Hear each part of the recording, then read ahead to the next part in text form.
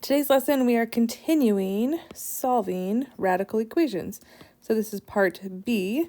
I split it up because this one will go into factoring, and it's a little bit more complicated. So here we go. So before I get into solving the radical equations, we're going to do a quick review on solving quadratics by factoring. So if you remember, so here is, this is already in factored form. Solving for x, these two binomials equal to 0. Well, what we do is we split these two equations up and we set them both equal to 0. So this one, subtract 3, so x equals -3. Here we're going to add 4, so x equals 4. Two solutions. Here's another one. Same thing, it's already in factored form, so we just have to set these equal to 0. 2x minus 5 equals 0, and 3x plus 1 equals 0. So these are slightly different because now these are each two-step equations. So I'm going to add 5. So 2x equals 5, and now I have to divide by 2. So x equals 5/2. And then over here, -1, and 3x equals -1, divide by 3. So x equals -1/3. All right, so here's the last review question of solving quadratics before we get into radicals. So this one, it's not factored yet, so we need to factor it. We need to get it in factored form. All right, so leading coefficient is just 1. So I'm looking at 1 times -35. I'm looking at factors of -35 that add up to 2. So first I'm just going to look at positives, 1 and 35. I think 5 and 7. All right, so to get negative, one of my factors has to be negative. I need to get to a +2. So there's a difference of 2 between them. I'm going to make 5 negative. So then I can plug in my factors, x minus 5, x plus 7. So x minus 5 equals 0, x plus 7 equals 0. So in this case, x equals 5. And in this one, subtract 7, x equals -7. All right, so now we're getting into looking at radical equations, and here's our first example. So the square root of 30 minus x equals x. So we have to solve for x.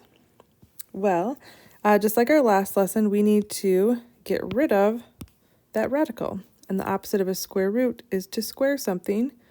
What we do to one side, we need to do to the other. All right, so square root cancels out, and I'm left with 30 minus x equals x squared. All right, so if you see x squared, you have to think quadratics. So I'm going to have to factor this.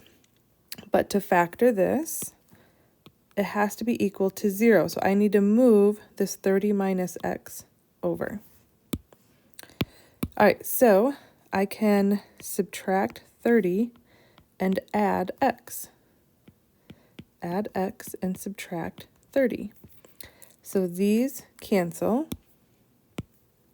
and I'm left with 0 equals x squared plus x minus 30.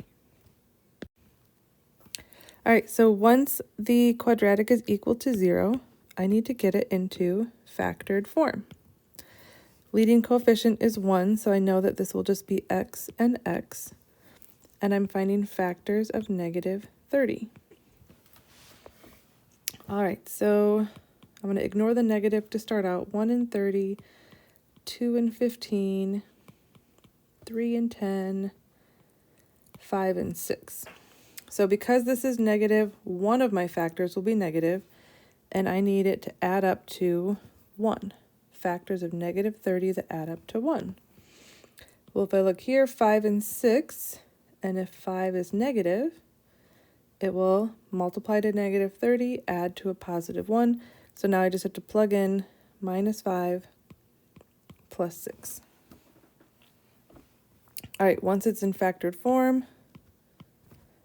break them apart. So x minus 5 equals 0, and x plus 6 equals 0.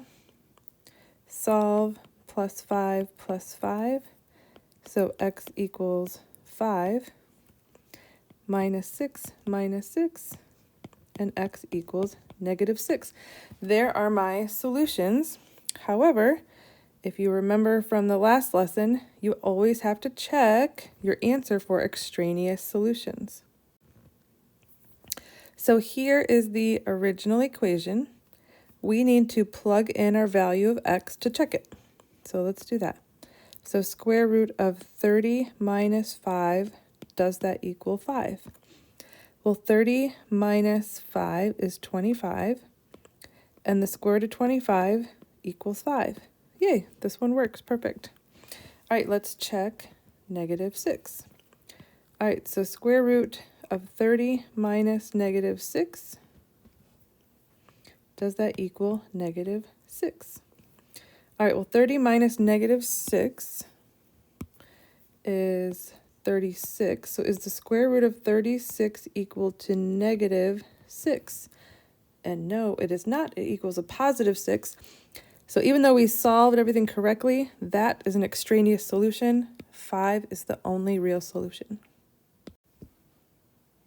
Okay, here is our last example. X equals the square root of negative 16 plus 10x. All right, so if we're going to solve this, to get x by itself, we have to first get rid of that square root. To get rid of the square root, we will square both sides. So I'm left with x squared equals, the radical cancels out, and I'm left with negative 16 plus 10x. All right, anytime you see x squared, you have to think quadratic, solve by factoring. So we need it to be equal to 0. So I want my leading coefficient to be positive, so I'm not going to move my x squared over. I'm going to move these over. So I will add 16 and subtract 10x.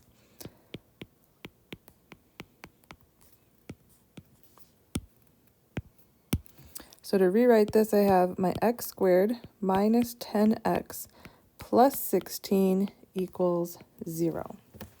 Once it's equal to 0, I can look to factor it.